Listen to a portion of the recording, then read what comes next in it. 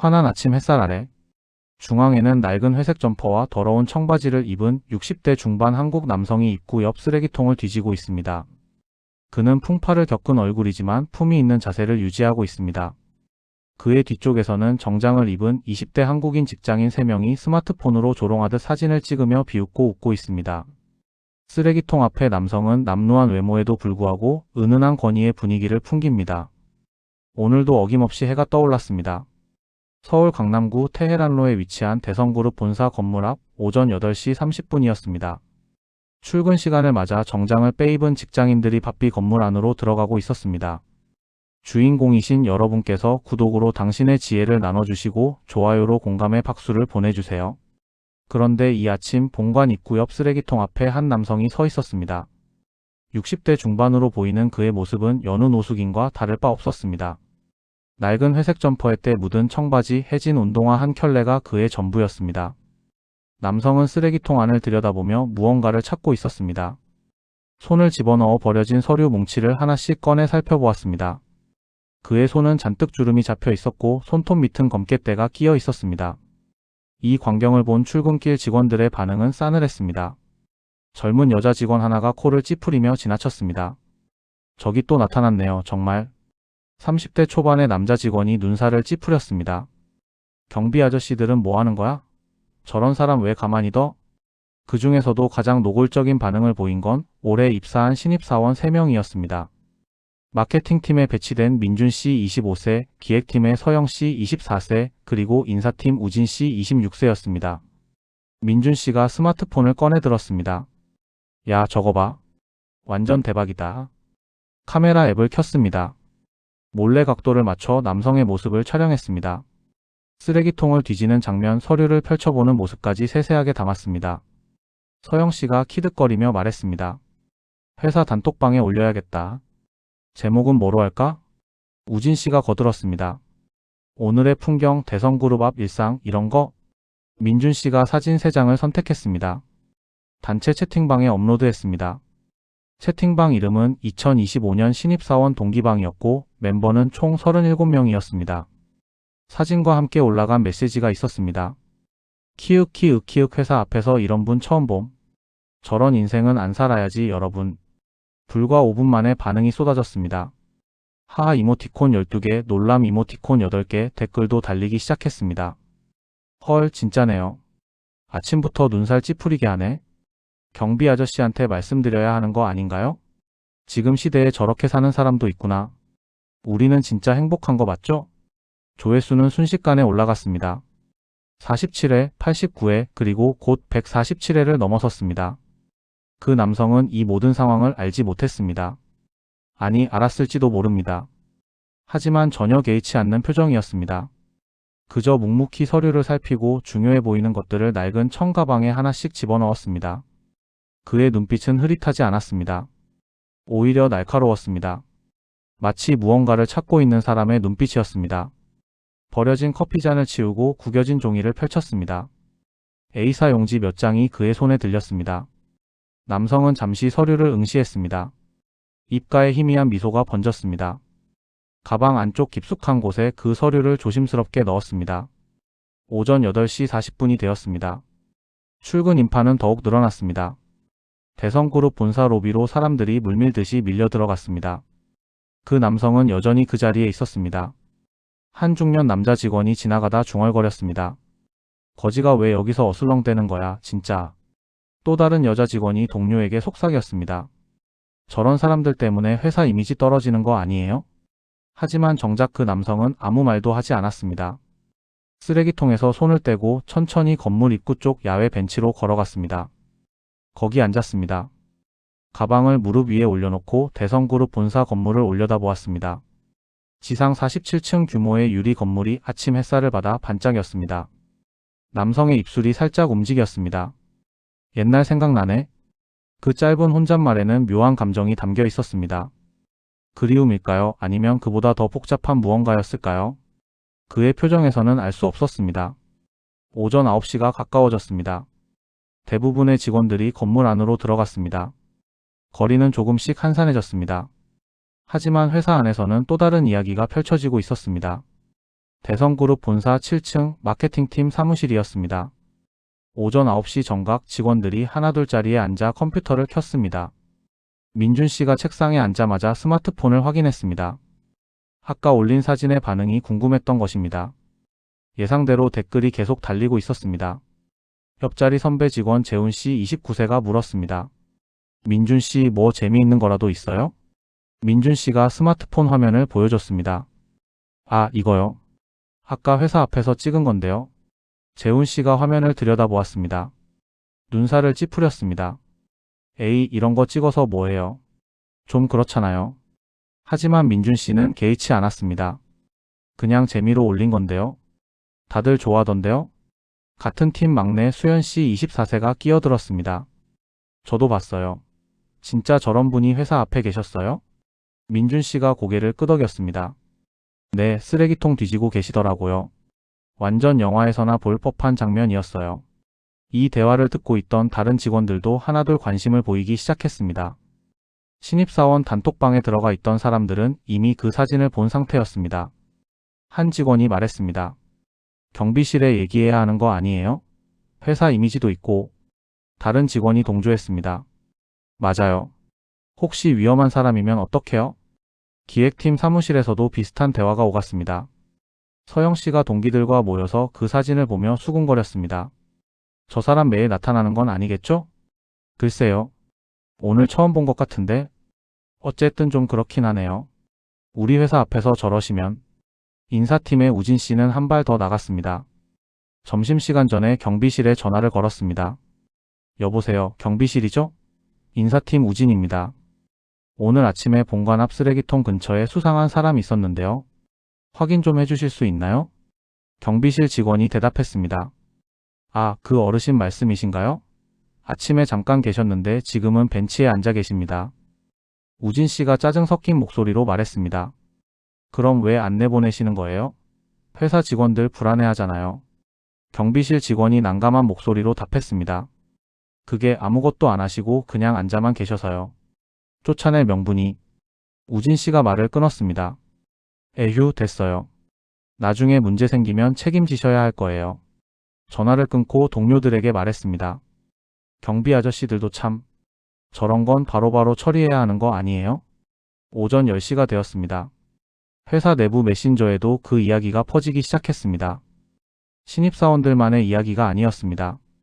2년차, 3년차 직원들에게도 소문이 번졌습니다. 누군가 단톡방에 또 다른 글을 올렸습니다. 아까 그분 아직도 밖에 계시네요. 지금 벤치에 앉아서 건물만 계속 쳐다보고 계심. 댓글이 달렸습니다. 헐, 진짜요? 좀 무섭지 않아요? 또 다른 댓글, 혹시 옛날에 여기 다니셨던 분 아닐까요? 해고당한 사람이라든지. 추측성 댓글들이 쏟아졌습니다.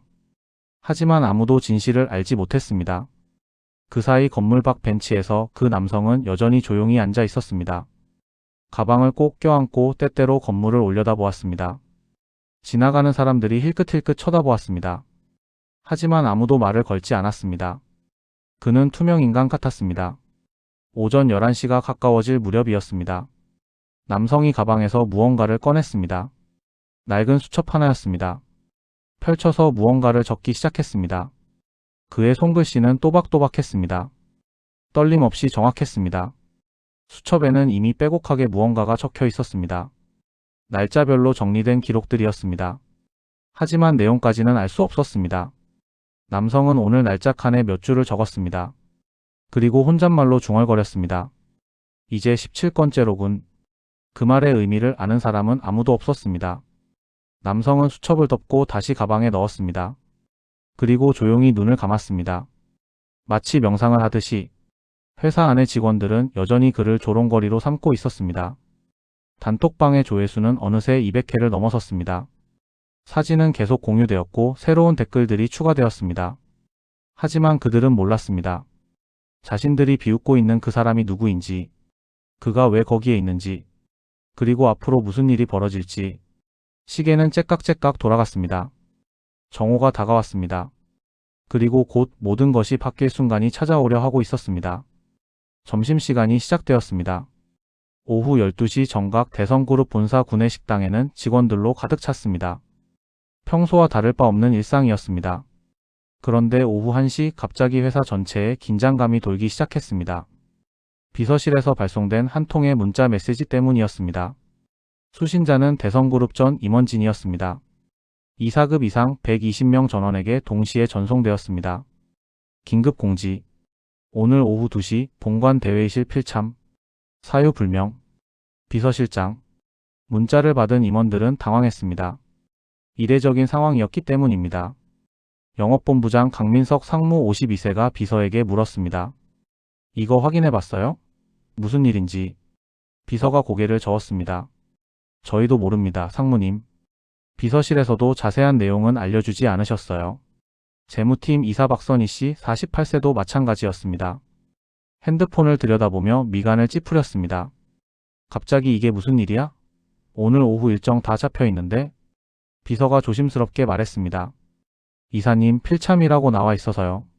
일정 조정하셔야 할 것 같습니다. 이 소식은 순식간에 회사 전체로 퍼졌습니다. 임원들이 긴급 소집되었다는 것, 사유가 불명이라는 것, 20년 만에 처음 있는 일이라는 것, 직원들 사이에서 온갖 추측이 난무했습니다. 구조조정 아닐까요? 아니면 인수합병? 설마 회사가 어려운 건 아니겠죠? 불안감이 확산되었습니다. 일하는 손놀림도 느려졌습니다. 다들 핸드폰을 들여다보며 뉴스를 검색했습니다. 대성그룹에 무슨 일이 생긴 건지 알아보려 했습니다. 하지만 아무런 기사도 나오지 않았습니다. 언론은 조용했습니다. 이상했습니다. 마케팅팀 팀장 정수진 씨 43세가 팀원들을 불러 모았습니다. 여러분 일단 침착하세요. 아직 확정된 건 아무것도 없어요. 하지만 팀원들의 표정은 어두웠습니다. 불안한 기색이 역력했습니다. 민준 씨가 조심스럽게 물었습니다. 팀장님 혹시 들으신 거 있으세요? 정수진 씨가 고개를 저었습니다. 나도 몰라요. 임원들만 소집된 거라 우리한테까지는 내용이 안 내려왔어요. 이 시각 대성그룹 대표이사 최동욱 부회장 58세는 비서실장 김태형 씨 55세와 긴급회의를 하고 있었습니다. 비서실장실에서였습니다. 문이 굳게 닫혀 있었고 안에서는 긴장된 대화가 오갔습니다. 최동욱 부회장이 땀을 닦으며 물었습니다. 확실합니까? 정말 그분이 오신다는 겁니까? 김태형 비서실장이 고개를 끄덕였습니다. 네, 부회장님. 본인이 직접 연락하셨습니다. 오늘 오후 2시에 전 임원진 앞에서 발표하실 내용이 있다고 하셨습니다. 최동욱 부회장의 얼굴이 창백해졌습니다. 손이 미세하게 떨렸습니다. 20년 만입니다. 20년 만에 그분이 회사에 나타나신다는 게. 김태형 비서실장도 긴장한 표정이었습니다. 저도 놀랐습니다. 하지만 분명히 말씀하셨습니다. 준비하라고. 최동욱 부회장이 창밖을 내다보았습니다. 그의 시선이 1층 입구 쪽 벤치로 향했습니다. 거기 한 남성이 앉아 있는 것이 보였습니다. 설마 저분이? 김태형 비서실장이 조용히 대답했습니다. 네, 그분이십니다. 침묵이 흘렀습니다. 무거운 침묵이었습니다. 최동욱 부회장이 한숨을 깊게 내쉬었습니다. 알겠습니다. 대회의실 준비시키십시오. 그리고 임원들에게 절대 지각하지 말라고 다시 한번 통보하세요. 김태형 비서실장이 고개를 숙였습니다. 알겠습니다, 부회장님. 오후 1시 30분이 되었습니다. 임원들이 하나둘 대회의실 쪽으로 모여들기 시작했습니다. 복도에서 임원들끼리 마주쳤습니다. 서로 눈빛을 교환했습니다. 다들 같은 생각이었습니다. 도대체 무슨 일이지? 누가 오는 건가? 왜 이렇게 비밀스럽게? 하지만 아무도 입 밖으로 내지는 않았습니다. 그저 조용히 대회의실로 향했습니다. 일반 직원들도 눈치챘습니다. 임원들이 모두 같은 방향으로 이동하고 있다는 것을, 심상치 않은 분위기라는 것을, 아까 쓰레기통을 뒤졌던 그 남성 이야기는 이미 잊혀진 듯 했습니다. 더 큰 일이 벌어지고 있었으니까요. 하지만 사실 두 사건은 전혀 별개가 아니었습니다. 모든 것은 연결되어 있었습니다. 곧 그 진실이 드러날 것입니다. 오후 1시 45분 건물 밖 벤치에 앉아있던 남성이 일어섰습니다. 천 가방을 들고 천천히 건물 입구로 걸어갔습니다. 경비원이 다가왔습니다. 어르신 무슨 일이십니까? 남성이 조용히 대답했습니다. 비서실장이 부르셨습니다. 경비원이 의아한 표정을 지었습니다. 하지만 곧 무전기로 확인 연락이 왔습니다. 그분 모시고 올라오세요. 경비원의 얼굴이 굳어졌습니다. 황급히 자세를 바로잡았습니다. 죄송합니다. 이쪽으로 모시겠습니다. 남성은 아무 말 없이 경비원을 따라 건물 안으로 들어갔습니다. 로비를 지나 VIP 전용 엘리베이터로 향했습니다. 그 모습을 본 1층 안내 데스크 직원들이 수군거렸습니다. 저분 누구세요? 글쎄요, 경비 아저씨가 극존칭을 쓰시는 걸 보니 VIP 고객이신가? 아무도 몰랐습니다. 하지만 곧 알게 될 것입니다. 그리고 그때 모두가 경악할 것입니다. VIP 전용 엘리베이터가 45층에 멈춰 섰습니다. 오후 1시 50분이었습니다. 문이 열리고 남성이 내렸습니다. 김태형 비서실장이 직접 나와 있었습니다. 깊숙이 허리를 숙여 인사했습니다. 회장님, 오랜만입니다. 남성이 고개를 끄덕였습니다. 그래요, 김 실장. 오래됐습니다. 김태형 비서실장이 앞장섰습니다. 이쪽으로 오시죠. 준비해둔 곳이 있습니다. 두 사람은 복도를 걸어 비서실 안쪽 VIP 라운지로 향했습니다. 일반 직원들은 접근조차 할 수 없는 공간이었습니다. 라운지 문이 열렸습니다. 넓고 고급스러운 공간이었습니다. 가죽 소파, 대리석 테이블, 한쪽 벽면을 가득 채운 서재. 김태형 비서실장이 말했습니다. 옷을 준비해 두었습니다. 갈아입으시죠. 옷걸이에 고급 맞춤 양복 한 벌이 걸려 있었습니다. 네이비 컬러의 새 피스 슈트였습니다. 구두도 새 것이었습니다. 사이즈까지 정확했습니다. 남성이 낡은 점퍼를 벗었습니다. 그 밑에는 깨끗한 흰 셔츠가 입혀져 있었습니다. 청바지를 벗고 양복 바지로 갈아입었습니다. 재킷을 걸쳤습니다. 완벽하게 몸에 맞았습니다. 거울 앞에 섰습니다. 변화는 놀라웠습니다. 방금 전까지 노숙인처럼 보이던 그 남성이 이제는 카리스마 넘치는 기업인으로 변해 있었습니다. 김태형 비서실장이 넥타이를 건넸습니다. 회장님이 좋아하시던 패턴입니다. 남성이 넥타이를 받아 목에 걸었습니다. 능숙한 손놀림으로 매듭을 만들었습니다. 윈저 노트, 완벽한 대칭이었습니다. 거울을 보며 넥타이를 바로잡았습니다. 그의 눈빛이 달라졌습니다. 아침에 그 흐릿한 눈빛이 아니었습니다. 날카롭고 예리했습니다. 혼잣말로 중얼거렸습니다. 20년 만이로군. 김태형 비서실장이 조심스럽게 물었습니다. 회장님, 정말 괜찮으시겠습니까? 이렇게 갑자기. 남성이 미소 지었습니다. 쓸쓸한 미소였습니다. 김 실장, 나는 20년 동안 준비해왔습니다. 갑작스러운 게 아니에요. 김태형 비서실장이 고개를 숙였습니다. 알겠습니다. 그럼 준비하신 자료는? 남성이 청가방을 열었습니다. 안에서 두툼한 파일 하나를 꺼냈습니다. 표지에는 기밀이라는 붉은 글씨가 찍혀 있었습니다. 이게 전부입니다. 김태형 비서실장이 파일을 받아들었습니다. 무게가 상당했습니다. 내용을 훑어보았습니다. 순간 얼굴이 굳어졌습니다. 이건. 남성이 조용히 말했습니다. 17건입니다. 지난 3년간 수집한 증거들이에요. 횡령, 배임, 비자금 조성, 분식회계까지.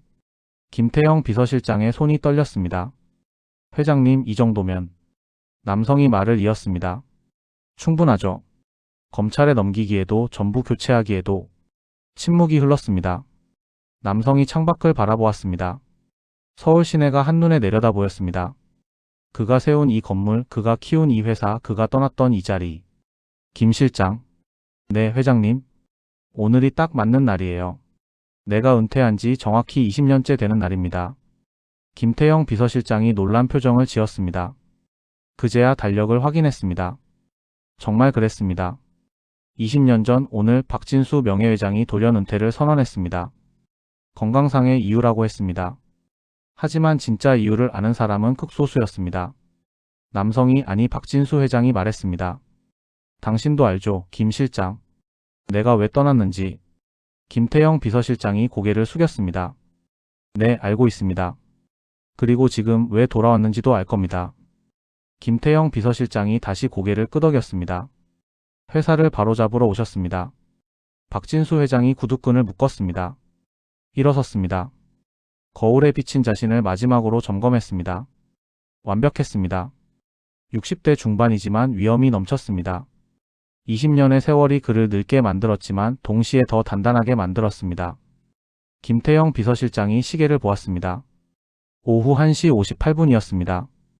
회장님, 2분 남았습니다. 박진수 회장이 파일을 다시 챙겼습니다. 심호흡을 한 번 했습니다. 가죠. 두 사람이 라운지를 나섰습니다. 폭도를 지나 대회의실로 향했습니다. 박진수 회장의 구두 소리가 폭도에 울려 퍼졌습니다. 똑똑똑. 그 소리는 마치 카운트다운 같았습니다. 운명의 순간이 다가오고 있었습니다. 대회의실 앞에 도착했습니다. 안에서는 웅성거리는 소리가 들렸습니다. 120명의 임원들이 모두 모여 있었습니다. 김태형 비서실장이 문 손잡이에 손을 올렸습니다. 박진수 회장을 바라보았습니다. 준비되셨습니까? 박진수 회장이 고개를 끄덕였습니다. 그의 눈빛은 확고했습니다. 20년을 기다렸습니다. 이보다 더 준비될 순 없어요. 김태형 비서실장이 문을 열었습니다. 오후 2시 정각이었습니다. 대회의실 안은 긴장감으로 가득했습니다. 오후 2시 정각 120명의 임원들이 각자의 자리에 앉아 있었습니다. 최동욱 부회장이 상석에 앉아 있었습니다. 그의 얼굴에는 땀이 송글송글 맺혀 있었습니다. 옆 사람에게는 보이지 않도록 손수건으로 살짝 닦았습니다. 임원들은 수군거렸습니다. 도대체 무슨 일이죠? 갑자기 왜 이러는 건지 모르겠네요. 구조조정 발표라도 있는 건가? 영업본부장 강민석 상무가 재무팀 이사 박선희 씨에게 속상이었습니다. 이사님, 혹시 들으신 거 있으세요? 박선희 이사가 고개를 저었습니다. 저도 아무것도 몰라요. 비서실에서 함구하더라고요. 기획실장 윤재혁 전무 55세가 시계를 보았습니다. 정확히 오후 2시였습니다. 곧 알게 되겠죠? 바로 그때 회의실 문이 열렸습니다. 김태형 비서실장이 먼저 들어왔습니다. 그의 표정은 평소보다 더 긴장되어 있었습니다. 전 임원 여러분, 자리해 주셔서 감사합니다. 모두의 시선이 문 쪽으로 향했습니다. 김태형 비서실장 뒤에 누군가 서 있었습니다. 네이비 슈트를 입은 남성이었습니다. 60대 중반으로 보였습니다. 당당한 자세, 날카로운 눈빛, 카리스마가 느껴졌습니다. 임원들은 멍하니 그를 바라보았습니다. 낯익은 듯하면서도 낯선 얼굴이었습니다. 아, 저분이 어디서 본 것 같은데? 설마. 몇몇 고참 임원들의 얼굴이 하얗게 질렸습니다. 10년 이상 근무한 사람들은 알아봤습니다. 20년 전 그 얼굴을. 반대로 5년 차 미만의 젊은 임원들은 전혀 몰랐습니다. 그저 의아한 표정으로 쳐다볼 뿐이었습니다. 신입사원 출신으로 최근 이사로 승진한 한 젊은 임원이 옆 사람에게 물었습니다. 저분 누구세요? 옆 사람도 고개를 저었습니다. 글쎄요, 모르겠는데요. 하지만 최동욱 부회장은 알고 있었습니다. 그는 자리에서 벌떡 일어났습니다. 다른 임원들도 따라 일어섰습니다. 박진수 회장이 천천히 회의실 안으로 들어왔습니다. 상석 반대편 회의실 끝자리까지 걸어갔습니다. 조용한 발걸음이었지만 무게감이 있었습니다. 회의실 전체에 묘한 긴장감이 감돌았습니다. 박진수 회장이 멈춰 섰습니다. 120명의 임원들을 천천히 둘러보았습니다. 한 명 한 명 눈을 마주쳤습니다. 일부 임원들은 시선을 피했습니다. 일부는 당황한 표정을 지었습니다. 일부는 여전히 누군지 몰라 어리둥절했습니다. 최동욱 부회장이 먼저 입을 열었습니다. 목소리가 약간 떨렸습니다. 여러분, 소개하겠습니다. 회의실이 조용해졌습니다.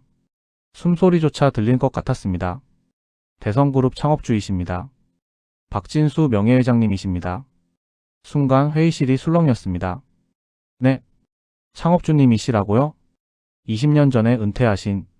몇몇 임원들의 입이 떡 벌어졌습니다. 젊은 임원들은 더욱 당황했습니다. 회사 역사책에서나 봤던 그 이름, 그 사람이 지금 눈앞에 서 있다는 것을. 박진수 회장이 입을 열었습니다. 목소리는 차분했지만 힘이 있었습니다. 오랜만입니다, 여러분. 고참 임원 몇몇이 황급히 허리를 숙여 인사했습니다. 회장님, 정말 오랜만입니다. 박진수 회장이 손을 들어 제지했습니다. 인사는 됐습니다. 자리에 앉으십시오. 임원들이 우르르 착석했습니다. 하지만 자세는 여전히 경직되어 있었습니다. 박진수 회장도 자리에 앉았습니다. 테이블 위에 가져온 파일을 내려놓았습니다. 김태형 비서실장이 옆에 섰습니다. 태블릿을 준비했습니다. 박진수 회장이 말을 이었습니다. 20년 만에 이 자리에 다시 섰습니다. 반갑지 않을 겁니다, 여러분. 특히 일부 분들은. 몇몇 임원들이 눈을 내리깔았습니다. 저는 20년 전 건강상의 이유로 은퇴했습니다. 공식적으로는 그렇게 발표했죠. 침묵. 하지만 진짜 이유는 따로 있었습니다. 최동욱 부회장이 손을 꽉 쥐었습니다. 손가락 마디가 하얗게 변했습니다. 저는 회사가 썩어가고 있다는 걸 알았습니다. 하지만 증거가 부족했어요. 그래서 떠났습니다. 시간을 벌기 위해. 영업본부장 강민석 상무의 얼굴이 창백해졌습니다. 그리고 지난 20년간 저는 여러분을 지켜봤습니다. 기획실장 윤재혁 전무가 침을 삼켰습니다. 아침마다 회사 앞을 지나갔습니다. 때로는 청소부처럼, 때로는 경비처럼, 때로는 노숙인처럼 변장해서 임원들의 눈이 커졌습니다. 그리고 오늘 아침도 마찬가지였습니다. 김태형 비서실장이 태블릿을 조작했습니다. 회의실 앞 대형 스크린에 무언가가 띄워졌습니다. 사진이었습니다. 아침에 쓰레기통을 뒤지던 그 남성의 사진. 신입사원들이 찍어서 단톡방에 올린 바로 그 사진. 임원들이 숨을 죽였습니다. 다음 화면이 떴습니다. 단톡방 캡처 화면이었습니다. 댓글까지 전부 보였습니다. 킥킥킥 회사 앞에서 이런 분 처음 봄. 저런 인생은 안 살아야지 여러분. 거지가 왜 여기서 어슬렁대냐? 경비 아저씨한테 말씀드려야 하는 거 아닌가요? 회의실이 얼어붙었습니다. 박진수 회장이 조용히 말했습니다. 이게 우리 대성그룹 직원들의 수준입니까? 아무도 대답하지 못했습니다. 그리고 스크린이 다시 바뀌었습니다. 이번에는 문서들이 나타났습니다. 계약서, 전표, 회계장부. 박진수 회장이 파일을 펼쳤습니다. 쓰레기통을 뒤진 이유가 뭔지 아십니까? 침묵. 버려진 서류를 수거하기 위해서였습니다. 여러분이 몰래 찢어서 버린 증거들을. 몇몇 임원들의 얼굴에서 핏기가 싹 가셨습니다. 박진수 회장이 천천히 말을 이었습니다. 지난 3년간 총 17건의 증거를 수집했습니다. 그의 손가락이 파일을 두드렸습니다. 횡령, 배임, 비자금 조성, 분식회계, 그리고 그가 잠시 멈췄습니다. 회의실을 둘러보았습니다. 직원 인권 유린까지. 마지막 한마디가 회의실을 완전히 얼어붙게 만들었습니다. 박진수 회장의 눈빛이 날카로워졌습니다. 오늘 이 자리에서 모든 것을 밝히겠습니다. 박진수 회장이 파일에서 첫 번째 문서를 꺼냈습니다. A4 용지 여러 장이었습니다. 구겨졌다가 펴진 흔적이 역력했습니다. 이게 무엇인지 아시는 분? 아무도 대답하지 않았습니다. 지난해 11월 해외법인 설립 관련 계약서입니다. 공식 금액은 50억 원으로 보고되었죠. 재무팀 박선희 이사의 얼굴이 굳어졌습니다. 하지만 실제 계약 금액은 32억 원이었습니다. 차액 18억 원은 어디로 갔을까요? 김태형 비서실장이 다음 문서를 스크린에 띄웠습니다. 은행 거래 내역서였습니다. 박진수 회장이 말을 이었습니다. 페이퍼 컴퍼니 세 곳을 거쳐 결국 이분의 개인 계좌로 입금되었습니다. 그가 한 사람을 가리켰습니다. 해외사업본부장 정태수 전무 53세였습니다. 정태수 전무가 벌떡 일어났습니다. 얼굴이 새하얗게 질려 있었습니다. 회장님, 그건 오해입니다. 제가. 박진수 회장이 손을 들어 제지했습니다. 앉으세요. 변명은 나중에 검찰에서 하십시오. 정태수 전무가 주저앉았습니다. 온몸이 떨렸습니다. 박진수 회장이 두 번째 문서를 꺼냈습니다. 두 번째입니다. 작년 7월 납품업체 선정 과정에서의 비리. 구매팀 담당 상무였던 한 임원이 눈을 감았습니다. 정상 입찰가보다 30% 높은 가격으로 계약했습니다. 그리고 그 차액을 리베이트로 받았죠. 총 12억 원. 증거 서류가 스크린에 떴습니다. 은행 통장 사본, 현금 수수 확인서, 심지어 녹취록까지. 회의실이 술렁였습니다. 임원들이 서로를 쳐다보았습니다. 누가 다음 차례일지 두려워하는 눈빛이었습니다. 박진수 회장은 멈추지 않았습니다. 세 번째, 인사팀의 채용 비리. 합격자 명단을 조작하고 금품을 받았습니다. 네 번째, 마케팅 예산 부풀리기. 실제로는 집행하지 않은 광고비를 허위 보고했습니다. 다섯 번째, 연구개발비 횡령 R&D. 이 명목으로 받은 정부 지원금을 개인적으로 사용했습니다. 하나하나 폭로될 때마다 해당 임원들은 고개를 숙였습니다. 어떤 사람은 얼굴을 손으로 가렸습니다. 어떤 사람은 그저 멍하니 앞만 바라보았습니다. 박진수 회장이 6건째부터 12건째까지 빠르게 훑었습니다. 각 건마다 관련자 이름과 금액, 날짜가 정확했습니다. 그리고 13건째에서 잠시 멈췄습니다. 이건 좀 특별합니다. 목소리에 분노가 실렸습니다. 작년 3월 공장에서 일어난 산업재해입니다. 근로자 한 분이 크게 다쳤죠. 최동욱 부회장의 이마에 식은땀이 흘렀습니다. 회사는 산재 신고를 하지 않았습니다. 대신 1억 원을 주고 합의했죠. 그리고 그 근로자를 해고했습니다. 영업본부장 강민석 상무가 눈을 질끈 감았습니다. 안전규정을 위반한 건 회사였는데 말입니다. 그 근로자는 지금도 후유증으로 고생하고 있습니다. 박진수 회장의 목소리가 떨렸습니다. 이게 과연 대기업이 할 짓입니까? 아무도 대답하지 못했습니다. 14건째부터 16건째는 비자금 조성이었습니다. 정치권 로비 자금, 언론사 유착 비용, 세무조사 무마 자금. 총액은 200억 원이 넘었습니다. 그리고 마지막 17건째. 박진수 회장이 파일의 맨 마지막 문서를 꺼냈습니다. 이건 오늘 아침에 발견한 겁니다. 스크린에 새로운 문서가 떴습니다. 내부 회계 조작 증거였습니다. 올해 분기 실적 보고서입니다. 영업이익이 실제보다 47억 원 부풀려져 있습니다. 재무팀 박선희 이사가 고개를 떨구었습니다. 주가 부양을 위한 분식회계입니다. 이건 단순 횡령이 아닙니다. 전체 주주들을 기만하는 범죄 행위입니다. 박진수 회장이 파일을 덮었습니다. 총 17건, 관련자 23명, 총 피해액 534억 원. 그가 천천히 일어섰습니다. 여러분 중 이름이 불린 분들은 잘 아실 겁니다. 제가 지금 무슨 말을 하는지. 불린 임원들은 고개를 들지 못했습니다. 오늘부터 모두 직위해제합니다. 그리고 이 자료는 검찰에 넘깁니다. 회의실이 술렁였습니다. 회장님, 그건 너무... 한 임원이 항의하려 했지만 박진수 회장의 차가운 시선에 말을 멈췄습니다. 너무하다고요? 20년간 회사를 좀먹은 여러분한테서 그 말을 듣는군요. 침묵. 그리고 한 가지 더. 김태형 비서실장이 다시 태블릿을 조작했습니다. 스크린에 아침 단톡방 캡처 화면이 다시 떴습니다. 오늘 아침 쓰레기통을 뒤지는 저를 보고 비웃은 직원들이 있습니다. 사진을 찍은 신입사원 3명의 이름이 화면에 표시되었습니다. 마케팅팀 민준씨, 기획팀 서영씨, 인사팀 우진씨. 그들은 지금 이 회의실에 없었습니다. 하지만 곧 그들도 알게 될 것입니다. 이 3명 오늘부로 해고합니다. 몇몇 임원들이 놀란 표정을 지었습니다. 그리고 이들을 관리 감독하지 못한 각 팀장들은 대기 발령 조치합니다. 마케팅팀 정수진 팀장, 기획팀 이동현 팀장, 인사팀 박영수 팀장까지 총 3명이 관련되었습니다. 박진수 회장이 회의실을 둘러보았습니다. 외모로 사람을 판단하고 약자를 비웃고 사회적 약자를 조롱하는 것. 이것이 대성그룹의 기업 문화입니까? 아무도 대답하지 못했습니다. 아니라면 오늘부터 바꾸십시오. 못 바꾸겠다면 떠나십시오. 박진수 회장의 목소리가 회의실에 울려 퍼졌습니다. 대성그룹은 제가 맨손으로 일군 회사입니다. 여러분이 망가뜨리도록 두고 볼 순 없습니다. 그가 최동욱 부회장을 보았습니다. 최 부회장. 네, 회장님. 오늘부로 전 임원 감사에 착수하십시오. 깨끗한 사람만 남기십시오. 최동욱 부회장이 고개를 숙였습니다. 네, 알겠습니다. 박진수 회장이 파일을 집어들었습니다. 오늘 회의는 여기까지입니다. 각자 자리로 돌아가서 자신을 돌아보십시오. 그가 회의실 문으로 걸어갔습니다. 아, 그리고 문 앞에서 멈춰 섰습니다. 뒤돌아보았습니다.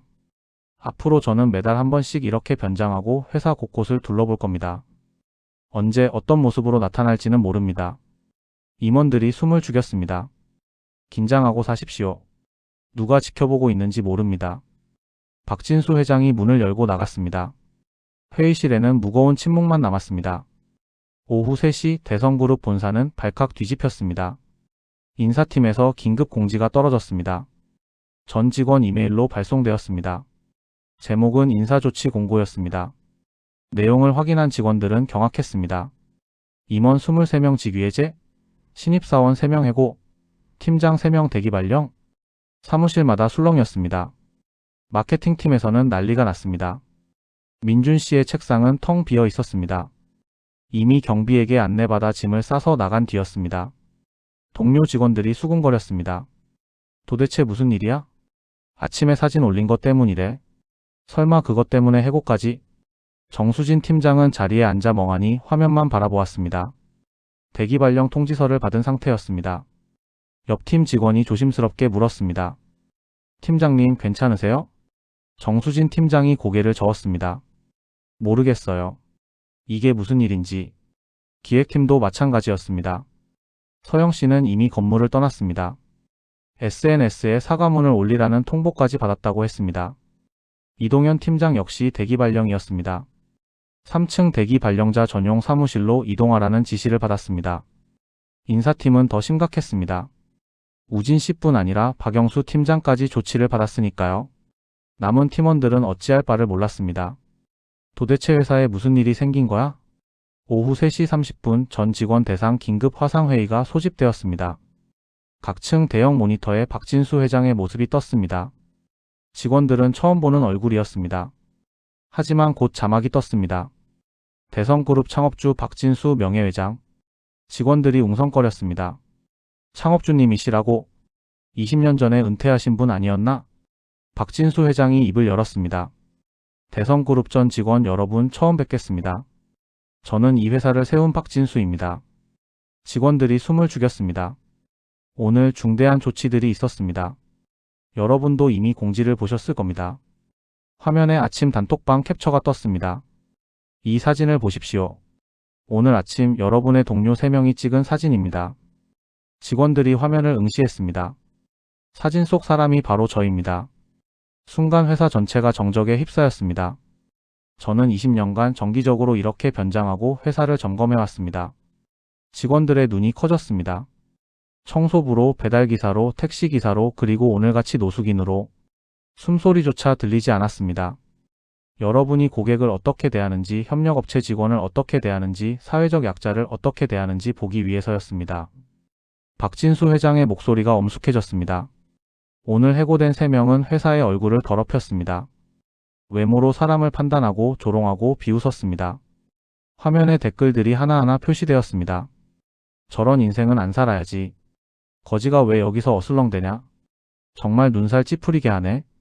이게 대성그룹 직원의 수준입니까? 아무도 대답하지 못했습니다.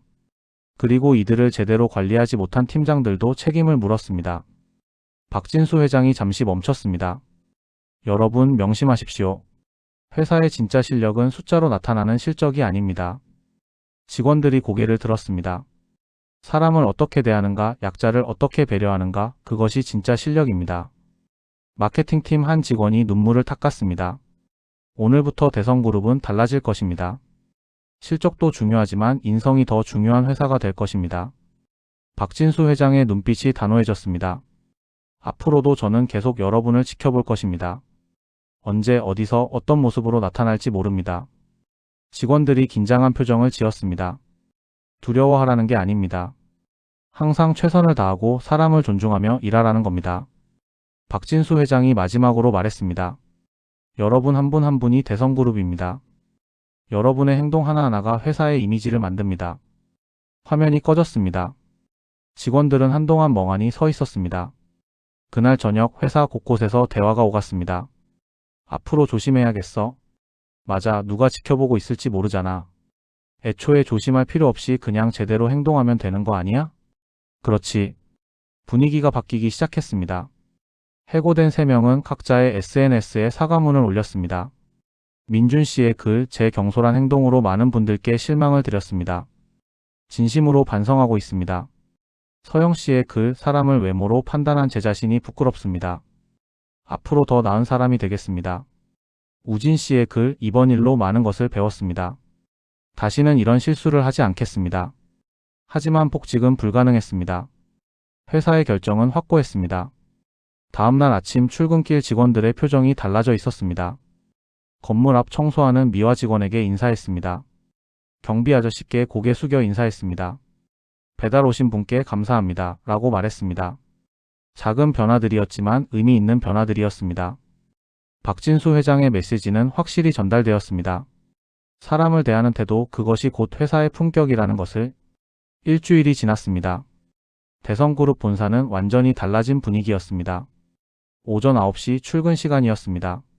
로비에서 한 직원이 청소 중인 미화원에게 다가갔습니다. 아주머니 항상 깨끗하게 해주셔서 감사합니다. 미화원이 환하게 웃었습니다. 고마워요. 덕분에 힘이 나네요. 엘리베이터 앞에서 한 상무가 후배 직원에게 먼저 타라고 양보했습니다.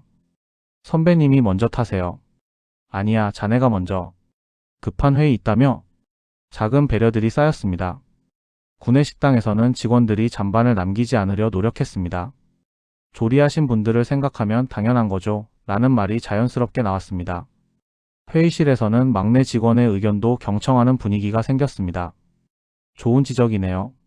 그 부분 반영하도록 합시다. 네, 감사합니다. 변화는 천천히 하지만 확실하게 일어나고 있었습니다. 그리고 어느 날 아침 또 한 번의 테스트가 있었습니다. 오전 8시 40분 한 배달 기사가 본사 로비에 들어왔습니다. 손에는 커피 박스가 들려 있었습니다. 15층 마케팅팀에 배달 왔습니다. 안내 데스크 직원이 환하게 웃었습니다. 네, 수고하세요. 저쪽 엘리베이터 이용하시면 됩니다. 배달 기사가 엘리베이터를 기다리는데 한 직원이 다가왔습니다. 무거우시죠? 제가 좀 들어드릴까? 배달 기사가 놀라 고개를 저었습니다. 아, 괜찮습니다. 아니에요. 같이 들고 가요. 어차피 저도 15층이거든요. 두 사람이 함께 엘리베이터에 탔습니다. 15층에 도착해서 배달 기사가 커피를 내려놓았습니다. 수고하셨습니다. 날씨 추운데 조심히 다니세요. 배달 기사가 감동했습니다. 감사합니다. 이런 회사 처음이에요. 그 배달 기사가 나간 뒤 마케팅팀 직원들이 모였습니다. 그런데 그 배달 기사 어디서 본 것 같지 않아? 한 직원이 조심스럽게 말했습니다. 혹시 회장님 아니셨을까요? 모두가 긴장했습니다. 나중에 확인해보니 그냥 평범한 배달 기사였습니다. 하지만 중요한 건 그게 아니었습니다. 직원들이 항상 최선을 다해 사람을 대했다는 것, 그것이 중요했습니다. 한 달 뒤 박진수 회장이 다시 나타났습니다. 이번에는 택시기사로 변장했습니다. 회사 앞에서 직원 한 명을 태웠습니다. 어디까지 가십니까? 강남역이요. 택시 안에서 박진수 회장이 물었습니다. 대성그룹 다니세요? 네, 어떻게 아셨어요? 건물 앞에서 태웠으니까요. 회사 어때요? 일하기 좋은가요? 직원이 환하게 웃었습니다. 요즘 정말 좋아졌어요. 분위기도 바뀌고 사람들도 친절해지고. 박진수 회장이 미소 지었습니다. 그래요? 뭐가 바뀌었는데요? 글쎄요, 딱 집어서 말하긴 어려운데 그냥 서로를 더 존중하게 된 것 같아요. 박진수 회장은 만족스러웠습니다. 강남역에 도착했습니다. 직원이 카드를 꺼내려는데 박진수 회장이 말했습니다. 괜찮습니다. 서비스입니다. 네. 왜요? 좋은 이야기 들려줘서요. 그 회사 참 좋은 곳 같네요. 직원이 고개를 숙여 인사하고 내렸습니다. 박진수 회장은 택시를 몰고 다시 회사로 돌아왔습니다. 김태영 비서실장이 기다리고 있었습니다. 어떠셨습니까, 회장님? 박진수 회장이 고개를 끄덕였습니다. 달라졌어요. 확실히. 정말 다행입니다. 하지만 방심은 금물입니다. 계속 지켜봐야 해요. 네, 알겠습니다. 그날 저녁 박진수 회장은 전 직원에게 이메일을 보냈습니다. 제목은 한 달간의 변화입니다. 내용은 간단했습니다. 대성그룹 가족 여러분, 지난 한 달간 여러분의 변화를 지켜봤습니다. 정말 자랑스럽습니다. 하지만 이제 시작입니다. 이 변화가 일시적이 아니라 영구적이 되어야 합니다. 외모로 사람을 판단하지 마십시오. 직급으로 사람을 무시하지 마십시오. 모든 사람을 존중하십시오. 당신이 무시한 그 사람이 당신의 미래를 결정할 수도 있습니다. 아니, 그보다 더 중요한 건 모든 사람은 존중받을 자격이 있다는 겁니다. 앞으로도 계속 지켜보겠습니다. 여러분을 믿습니다. 대성그룹 창업주 박진수. 이메일을 읽은 직원들은 다시 한번 다짐했습니다. 변하자. 더 나은 사람이 되자. 3개월이 지났습니다. 대성그룹은 업계에서 가장 일하고 싶은 회사 1위에 올랐습니다. 이유는 높은 연봉도 좋은 복지도 아니었습니다. 사람을 존중하는 문화 때문이었습니다. 신입사원 모집 공고가 나갔을 때 지원자가 전년 대비 3배 늘었습니다. 언론에서도 주목했습니다. 대성그룹의 기적 같은 변화, 그 비결은? 그리고 6개월 뒤 박진수 회장이 마지막으로 한 번 더 테스트를 했습니다. 이번에는 아예 노숙인 그대로 회사 앞에 나타났습니다. 6개월 전 그날과 똑같은 모습이었습니다. 오전 8시 30분 쓰레기통 앞에 섰습니다. 출근하는 직원들이 지나갔습니다. 한 여자 직원이 다가왔습니다. 어르신 괜찮으세요? 아침 드셨어요? 박진수 회장이 고개를 저었습니다. 여자 직원이 가방에서 빵 하나를 꺼냈습니다. 이거 드세요. 제가 먹으려던 건데 드리고 싶네요. 고맙습니다. 또 다른 남자 직원이 다가왔습니다. 어르신 혹시 일자리 찾으세요? 우리 회사 미화팀에서 사람 구한다던데. 박진수 회장이 미소 지었습니다. 괜찮습니다. 고맙습니다. 직원들이 하나둘 지나갔습니다. 누구도 비웃지 않았습니다. 오히려 걱정하고 도와주려 했습니다. 박진수 회장은 충분히 확인했습니다. 변했습니다. 진짜로. 그는 조용히 자리를 떠났습니다. 그리고 그날 오후 전 직원에게 마지막 이메일을 보냈습니다. 여러분 합격입니다. 오늘 아침 테스트를 통과했습니다. 여러분은 정말 달라졌습니다. 이제 저는 안심하고 여러분을 믿을 수 있습니다. 앞으로도 이 마음 잃지 마십시오. 모든 사람을 존중하십시오. 그것이 대성그룹의 진짜 경쟁력입니다. 자랑스러운 대성그룹 가족 여러분 감사합니다. 직원들은 환호했습니다. 우리가 해냈다. 정말 달라졌어. 그리고 그날부터 대성그룹의 진짜 전설이 시작되었습니다. 숫자로 재는 성공이 아니라 사람으로 만드는 성공이었습니다. 당신이 오늘 만나는 그 사람 함부로 대하지 마십시오.